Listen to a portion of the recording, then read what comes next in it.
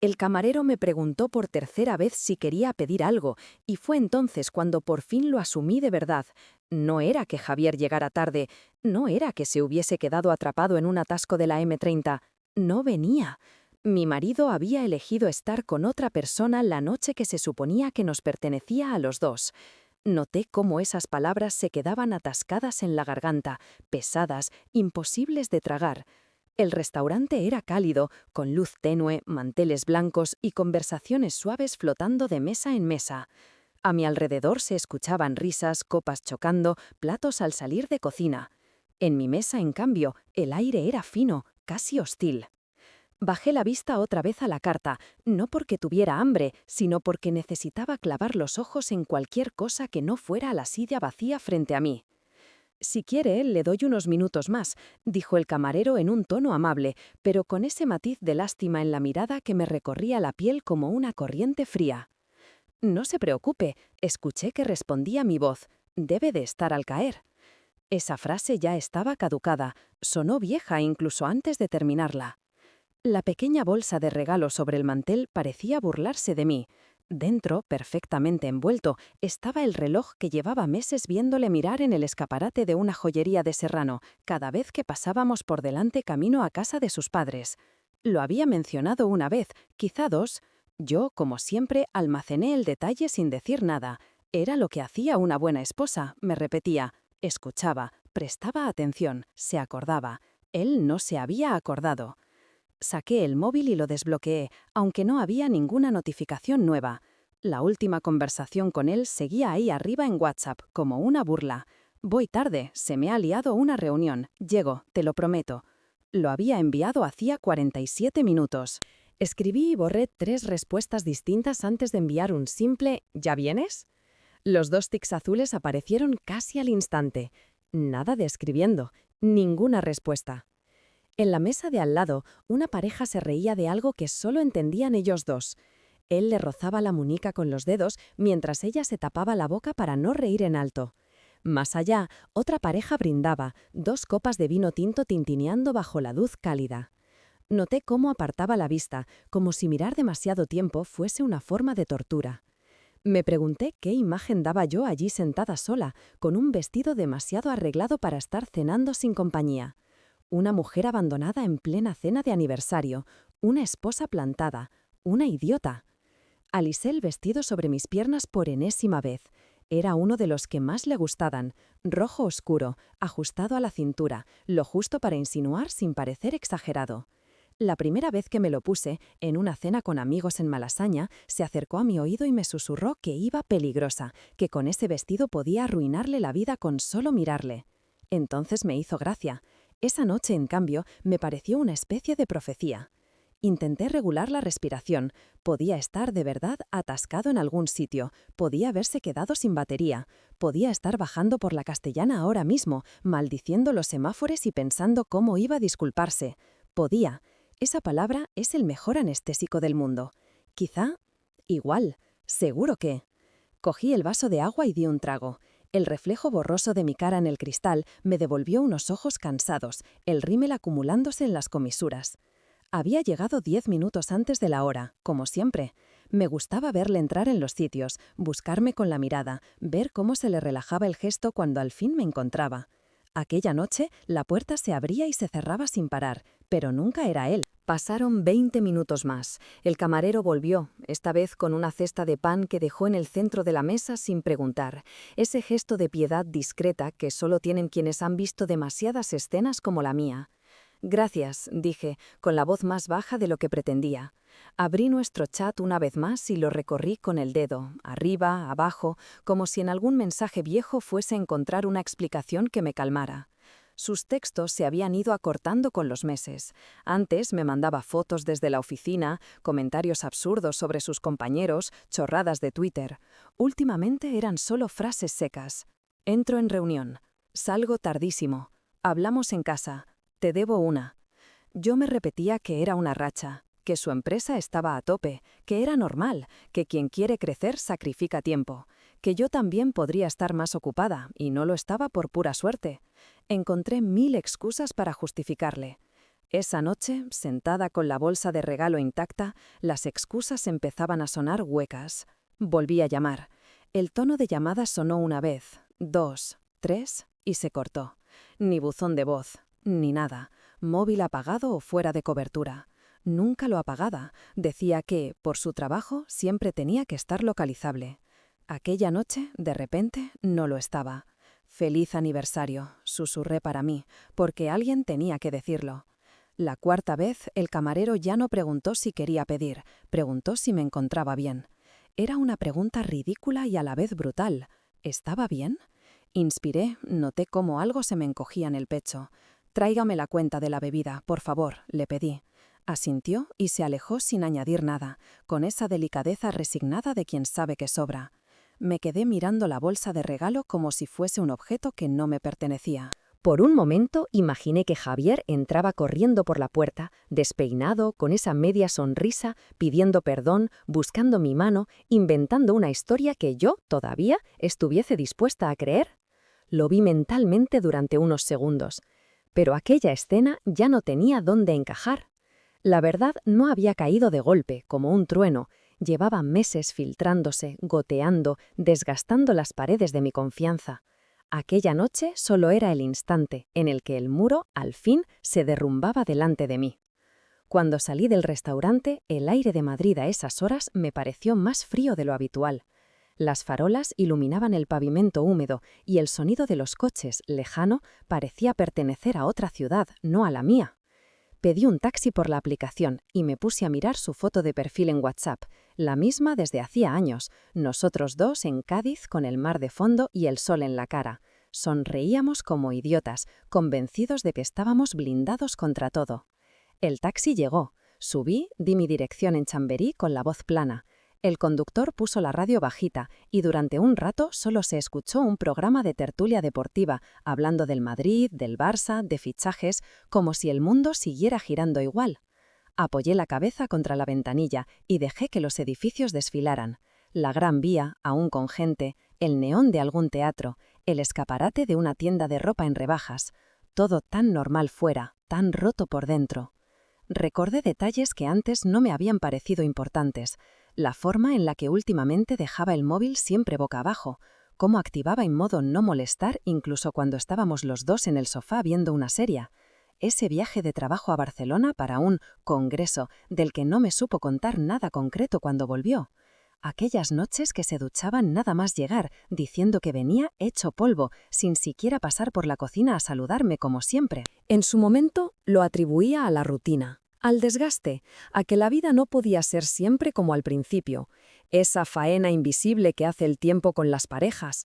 Me repetía que todas las relaciones pasaban por baches, que la pasión no podía durar eternamente igual, que era normal que, de vez en cuando, cada uno necesitase su espacio. Era sorprendente la cantidad de cosas que yo estaba dispuesta a justificar con tal de no ponerle nombre a la realidad. El taxi entró por mi calle, se detuvo frente al portal. Pagué casi sin mirar la cantidad. Subí las escaleras despacio. Cada peldaño sonaba demasiado fuerte. Al abrir la puerta, la oscuridad del piso me golpeó. Ninguna luz encendida, ningún rastro de que él hubiese pasado por allí.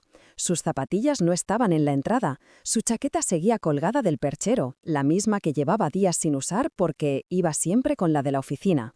Encendí la luz del salón, dejando el bolso y la bolsa de regalo sobre la mesa. El silencio era denso. Me acerqué al pasillo, asomándome al dormitorio. La cama intacta desde la mañana, la almohada de su lado todavía con la marca de su cabeza de la noche anterior. Sentí una mezcla rara de vacío y lucidez. No había nada que ver, pero lo estaba viendo todo. Esa noche no fui directamente a la cama. Me sentía inquieta, como si algo dentro de mí se hubiese despertado y no quisiera volver a dormirse. Abrí el armario ropero de nuestra habitación más por necesidad de moverme que por otra cosa. Miré sus camisas alineadas por colores, sus trajes perfectamente colgados, las corbatas en su sitio, todo tan ordenado como a él le gustaba. Toqué la solaca de una americana que solía ponerse para las reuniones importantes. Noté algo rígido en el bolsillo interior. Lo saqué. Era un ticket arrugado de un restaurante en otro barrio, por la zona de Ponzano. Fecha de 2 meses atrás. Hora 10:30 de la noche. 2 menús degustación, 2 copas de vino, un postre para compartir. Ese día, según él, había estado encerrado en la oficina hasta tarde con un cliente pesado. No sentí rabia al verlo, no todavía. Lo que sentí fue una especie de desconcierto exhausto, una incredulidad helada. Volví a doblar el ticket y lo guardé en el mismo bolsillo, no porque quisiese fingir que no existía, sino porque entendí algo con una claridad brutal. Esto no acababa de empezar. Esto llevaba tiempo. Me senté en el borde de la cama con el móvil en la mano, mirándolo como si de repente fuese un objeto nuevo. Después de unos segundos, como movida por un impulso silencioso, abrí el cajón de su mesilla. Entre libros, cargadores y monedas sueltas, ahí estaba, su antiguo móvil, el que había dejado de usar cuando se cambió de modelo, porque la batería ya no aguantaba nada. Se me había olvidado que seguía guardándolo ahí. Lo cogí, pulsé el botón de encendido. La pantalla tardó un poco en iluminarse, como si dudara, pero al final se encendió. Aún tenía algo de batería. No lo había reseteado. El código antiguo seguía siendo el mismo, sus 4 números de siempre, los que durante años había marcado casi sin pensar cuando me pedía que le mirara algo mientras conducía. Esa vez no se los estaba pidiendo. Entré en WhatsApp. Al principio todo era corriente. Grupos de amigos, su chat con su madre lleno de audios, compañeros de trabajo, mensajes antiguos conmigo, conversaciones que ya no recordaba, llenas de tonterías y de cariño. Era como abrir una ventana a una versión de nosotros que hacía meses no veía. Seguí bajando, hasta que un contacto me detuvo. Un nombre de mujer. Clara. Me sonaba. Una vez, creo, la había mencionado de pasada. Ha entrado una chica nueva en la oficina, Clara, del departamento de marketing. Nada más. Abrí el chat. El primer mensaje era de ella. ¿Has llegado bien a casa? Aún me estoy riendo de lo de la copa. Fecha, 3 meses antes. Seguí leyendo. La conversación era fluida, cálida. Había bromas que solo tendrían sentido para ellos. Comentarios cargados de esa complicidad que reconoces enseguida porque sabes cómo se construye. Eres un peligro, ¿lo sabías? Pues no te vi quejarte anoche. Cuando repitamos, el vino lo elijo yo. Mis manos temblaban, pero no paré. Encontré la noche del ticket. Ahí estaba el nombre del restaurante, el mismo. Mensajes de horas antes. Ya estoy aquí, he cogido mesa al fondo. Salgo del metro, 5 minutos y llego. Estás guapísima. Tragué saliva. Bajé más, saltándome cosas que ya no quería ni necesitaba conocer. Fotos. No era nada explícito. Una foto de 2 copas de vino brindando. La mesa que reconocí por el nombre del local. Su mano sobresaliendo en una esquina del encuadre.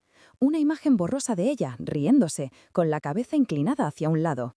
Y luego su mensaje. Pensando en esta noche. La hora del mensaje coincidía con el momento en el que yo, en casa, calentaba una sopa y le preguntaba si le ponía la cena cuando llegase. Aquello no era un desliz, era una agenda paralela. Dejé el móvil sobre la cama como si quemara. Me sentía vacía y a la vez extrañamente despejada. Tenía la sensación de haber estado meses caminando por un pasillo en penumbra, chocándome con muebles, y de pronto alguien encendía todas las luces. Javier llevaba tiempo marchándose y yo no lo había querido ver. No sabía exactamente qué iba a hacer con esa información, pero sí tuve clara una cosa. La próxima vez que dijera que iba a la oficina, yo no iba a quedarme sentada en el sofá esperando a que volviera con una historia revisada. Iba a seguirle, no para rogar, no para montar una escena histriónica, no para salvarle de sí mismo, solo para mirar la verdad directamente a la cara. La oportunidad no tardó en llegar. Al día siguiente, después de una tarde en la que casi no cruzamos palabra, él encerrado en su despacho improvisado en casa, yo dando vueltas por el salón con cualquier excusa, asomó la cabeza por el marco de la puerta. «Me reclaman otra vez en la oficina», dijo, con el móvil ya en la mano. «Han surgido unas cosas con un cliente y tengo que ir. No sé a qué hora volveré. Cénate tú algo, ¿vale?» No me miró del todo a los ojos al decirlo. «Vale», contesté. Pareció relajarse. Me dio un beso rápido en la mejilla, un gesto automático, sin peso. Cogió las llaves, la cartera, el abrigo. Mientras se ataba la bufanda, me lanzó un «Te mando un mensaje cuando termine». «No hace falta», dije. Se quedó un segundo parado, como si esa respuesta no encajara en el diálogo que había preparado, pero enseguida sonrió, esa sonrisa de compromiso que usaba últimamente con todo el mundo. Y salió. Esperé a escuchar el ruido del portal cerrándose, el arranque de su coche, el cambio de marcha. Esperé 5 minutos más por si volvía a subir a por algo. Cuando estuve segura, me puse el abrigo, guardé el móvil y la cartera en el bolso, apagué las luces y bajé a la calle. La noche estaba fresca, con ese frío madrileño que se te mete en las manos si las llevas descubiertas. Caminé hasta la esquina, donde tenía el coche aparcado. No encendí la radio, no necesitaba más ruido. Dejé un margen prudente antes de arrancar, imaginándome por dónde iría. Su patrón era siempre el mismo. Tomaba la Castellana hacia el norte cuando realmente iba a la oficina y tiraba hacia el centro cuando iba a cualquier otro sitio. Lo sabía porque llevaba años escuchando su rutina, sus descripciones, sus quejas del tráfico. Esa noche, en cuanto salí a la avenida principal, supe que no iba a Chamartín. Su coche, a lo lejos, giró en dirección a Alonso Martínez. Lo seguí a una distancia suficiente como para que no me reconociera por los retrovisores. La ciudad estaba viva a esas horas, terrazas aún ocupadas, grupos entrando y saliendo de bares de tapas, motos zigzagueando entre coches. Le vi aparcar finalmente cerca de Ponzano, en una calle de esas que siempre están llenas de gente los fines de semana. Era jueves, perfecto para camuflar cenas de trabajo entre tantas. Me quedé unas manzanas más atrás, aparcando con dificultad en un hueco que encontré casi por suerte. El corazón me latía fuerte, pero no era pánico, era algo más sereno, determinación, quizá. Bajé del coche y caminé por la acera mezclándome con la gente, fingiendo que estaba ahí por cualquier otra razón. Quien me viera pensaría que iba a quedar con amigas o que salía de una cena y hacía tiempo. Le vi cruzar la calle y entrar en un restaurante de luz cálida y grandes ventanales. Reconocí el nombre al instante. Era el del ticket, el mismo lugar de hacía 2 meses. Y ahí estaba ella. Clara llegó apenas 5 minutos después, con un abrigo claro, el pelo suelto y una sonrisa que se le deshacía en la cara en cuanto él se acercó. Se besaron en las mejillas, demasiado cerca, con una familiaridad que a mí me perforó el estómago. Se quedaron unos segundos en la entrada, hablando, sin prisas, como si aquello no tuviese nada de clandestino. Él le apartó un mechón de pelo de la cara, ella le tocó el brazo, lo que hacían las parejas, lo que hacíamos nosotros. Noté que el suelo bajo mis pies se volvía extraño, como si caminara sobre algo que ya no me pertenecía. Podría haberme quedado fuera, observando a distancia, guardando el dolor para mí. Pero llevaba demasiados meses tragando. Empujé la puerta del restaurante. El murmullo de conversaciones, el olor a vino y a comida recién hecha me golpearon al entrar. El maitré me dedicó una sonrisa profesional. «Buenas noches. ¿Tiene reserva?» Sí, estuve a punto de decir por pura inercia. En lugar de eso, respiré hondo. No, solo voy con alguien. Había recorrido ya la mitad del local cuando Clara me vio. Primero se la notó confundida, tratando de ubicarme. Luego la confusión se transformó en alarma. Bajó la mirada al plato, como si eso pudiera borrarme. Javier giró la cabeza para ver qué había hecho que ella cambiara de expresión. Y entonces me vio. Vi cómo se le descomponía la cara. Su silla chirrió al separarse del suelo cuando se incorporó de golpe. Por un segundo creyó que el resto del mundo había desaparecido, que solo estábamos él y yo allí, en medio de ese restaurante de Madrid donde tantas parejas seguían celebrando su propia mentira. «Laura», dijo, apenas audible, «¿qué haces aquí?» Su pregunta era absurda, el tono aún más. No era la pregunta de un hombre inocente pillado en un malentendido. Era la pregunta de alguien a quien le han arrancado de las manos el guión que llevaba demasiado tiempo interpretando. Le sostuve la mirada sin decir nada. Sabía que el silencio le dolería más que un grito. Tardó unos segundos en reaccionar. «Vamos fuera, por favor», murmuró, con la voz tensa. «No montes nada aquí, te lo puedo explicar». «No montes nada aquí». Esa preocupación social, esa prioridad por las apariencias, incluso en ese momento, me dejó muy claro en qué lugar estaba yo en su escala de prioridades. Aún así, me aparté un poco para dejarle pasar. No tenía intención de hacer espectáculo. Nunca había sido ese tipo de persona y no iba a convertirme en ello por culpa suya. Salimos al pequeño recibidor, algo más oscuro. El ruido del comedor quedaba amortiguado detrás de la puerta. Las luces tenues dejaban sombras extrañas en sus facciones. «Esto no es lo que parece», empezó, con la frase más gastada del mundo. Sonreí, sin alegría. «Pues dime qué es, entonces». Se pasó la mano por el pelo, un gesto nervioso que le conocía bien. Tenía los ojos rojos, como si supiera que ya había cruzado una línea de la que no se vuelve. «Es complicado». No, le corté. Complicado es que se estropea la caldera en enero. Complicado es cuadrar horarios para ver a tu familia en Navidad. Esto no es complicado, Javier. Esto es sencillo. Yo estoy sola en un restaurante la noche de nuestro aniversario. Tú estás en otro, con ella. La palabra ella colgó en el aire, pesada. Abrió la boca, la cerró. Empezó como una tontería, dijo al fin, sin atreverse a mirarme del todo. Quedábamos por trabajo, había buen rollo y se nos fue de las manos. Yo no quería. No querías, pero lo hiciste, acabé yo. Se le quebró un poco la voz. Te juro que no quería hacerte daño. Claro, asentí, solo querías hacerte bien a ti mismo. Nos quedamos en silencio unos segundos. Yo escuchaba el eco de mis propias palabras y me parecían ajenas, más firmes de lo que me sentía por dentro. ¿Cuánto tiempo?, pregunté, al final. Dudó. Javier, ¿cuánto tiempo? Desde antes del verano, murmuró. Noté algo muy parecido a una náusea, pero no por el dato en sí, que en el fondo ya me sospechaba, sino por darme cuenta de que mientras yo pensaba que estábamos pasando una mala época, él estaba construyendo otra vida. ¿Y ayer?, pregunté en voz baja. Cuando se suponía que ibas a cenar conmigo. ¿Dónde estabas? No respondió. No hacía falta. Con ella, dije por él. Se llevó las manos a la cara. He sido un imbécil. Sí, concordé, lo has sido. Respiró hondo, como si estuviera a punto de zambullirse en agua helada. Podemos hablarlo, dijo. Podemos intentar arreglarlo. Ha sido una locura, un escape. Pero tú y yo, lo nuestro, yo te quiero, Laura. Me salió una risa corta, seca, que no reconocí como mía. Hay cosas que no se arreglan, Javier, dije, no porque no se pueda, sino porque ya no quiero. Por primera vez vi el miedo real en su mirada, no al escándalo, no a que alguien le viera. Miedo a que yo, la persona que siempre había estado detrás, ya no siguiera ahí. ¿Me estás dejando?, susurró, como si decirlo en alto fuese parte del castigo. No aquí, respondí. Aquí solo he venido a ver con mis propios ojos lo que llevaba meses intuyendo. Lo que haga después lo decidiré sin ti. Le dejé allí, en aquel pasillo con olor a vino y a colonia cara, y regresé al comedor, no hacia su mesa, sino hacia la puerta. Mientras me acercaba a la salida, vi de reojo a Clara. Había observado toda la escena desde su silla, con los hombros encogidos y la cara pálida. No sentí nada hacia ella en concreto, no simpatía, no odio. Era una parte del daño, pero no su origen. El origen estaba al otro lado de su mesa.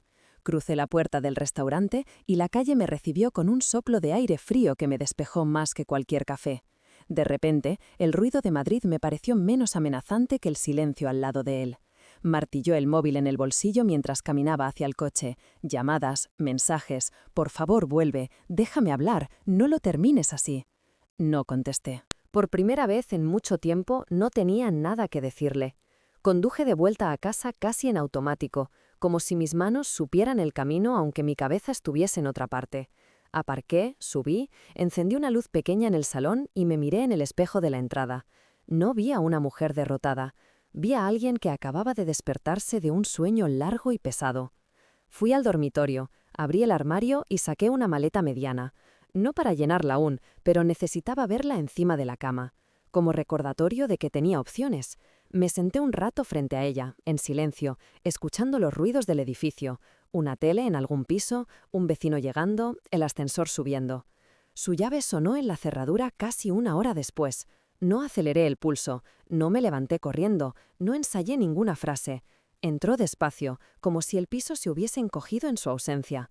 Cerró la puerta con cuidado y vino hacia el dormitorio. Se detuvo en el marco al ver la maleta. Laura. Se le quebró el nombre. Le miré. Parecía más viejo que hacía unas horas. O quizá era solo que ahora veía cosas que antes no quería ver. Quiero explicarlo, empezó. Ya lo he visto, le respondí. ¿Qué más vas a añadir? ¿Detalles, matices, una versión donde no quedes tan mal para ti mismo?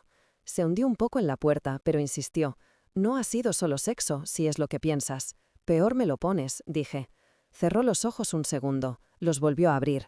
Te he querido, dijo. Te quiero. Lo nuestro, no sé en qué momento se me fue de las manos. Me sentía ahogado, todo era rutina. Con ella era fácil, me reía, me sentía, no sé, distinto. Y fue avanzando, y cuando quise darme cuenta, ¿asumiste que yo seguiría aquí?, terminé yo. pusiste tu vida conmigo en pausa mientras probabas otra. Y ahora quieres volver a darle al play como si nada. Una parte de mí esperaba alguna frase mágica, algo que le saliera de dentro y que me demostrase que aún había algo a lo que agarrarse. No llegó. Dime la verdad, Javier, ¿estás enamorado de ella? Tardó demasiado en contestar. Es diferente, murmuró. No es lo mismo que tú. Contigo es casa. Con ella es... No necesitaba que terminara la frase. Aventura, ego, escapismo. Llamara como lo llamara, el resultado era el mismo. Yo no necesito un amor que me trate como fondo de pantalla, dije. No quiero ser el sitio donde te refugias cuando te cansas de jugar fuera. Se le llenaron los ojos de lágrimas que no acabaron de caer. ¿Y ya está?, susurró. ¿Tantos años juntos y se acaba aquí? No se acaba aquí, respondí. Se ha ido acabando poco a poco desde hace meses. Cada vez que me mentiste, cada vez que me dijiste solo es trabajo mientras te perfumabas para otra. Esta noche solo es el momento en que, por fin, dejo de taparlo. El silencio fue largo. Solo se escuchaba el ruido lejano de un coche pasando por la calle. No quiero perderte, dijo al fin. Deberías haber pensado en eso antes de arriesgarme, contesté. Noté el peso de mis propias palabras caer entre nosotros como algo definitivo. Entonces, ¿qué vas a hacer?, preguntó, con una voz que jamás le había oído. Voy a seguir con mi vida, dije, sin ti. No hubo gritos, no hubo portazos, no hubo insultos, solo la constatación tranquila de algo que, en mi interior, llevaba mucho tiempo decidido. Aquella noche no hice la maleta, no me fui corriendo a casa de nadie, no publiqué indirectas en redes, me tumbé en mi lado de la cama y por primera vez en meses dormí profundamente. Al día siguiente, cuando sonó el despertador, la luz que entraba por la ventana me pareció distinta. No porque el mundo hubiera cambiado, sino porque por fin lo estaba mirando de frente. Desayuné sola en la cocina. El café sabía amargo, pero real. A medio camino del café y una tostada, abrí el portátil y comencé a buscar piso. No tenía prisa, no necesitaba tomar decisiones impulsivas. Sabía que, desde el momento en que vi cómo se inclinaba hacia Clara en aquel restaurante, algo dentro de mí había cruzado una línea invisible. Él seguiría en la casa durante un tiempo, supongo. Habría papeles, conversaciones, explicaciones a familiares, todo lo que trae detrás una separación. No sabía cómo sería ese proceso, pero sí sabía algo. El miedo a estar sola ya no me encadenaba. Javier había decidido pasar nuestro aniversario con otra mujer, sentado frente a ella, como años atrás se había sentado frente a mí, brindando por un futuro que no incluía mi nombre. Yo, en cambio, iba a pasar el resto de mi vida con alguien a quien todavía estaba aprendiendo a conocer, conmigo misma. Y por primera vez desde hacía mucho tiempo, al pensar en un futuro sin él, no sentí ese tirón en el pecho que antes confundía con amor. Lo que sentí fue algo más sereno, más limpio, libertad.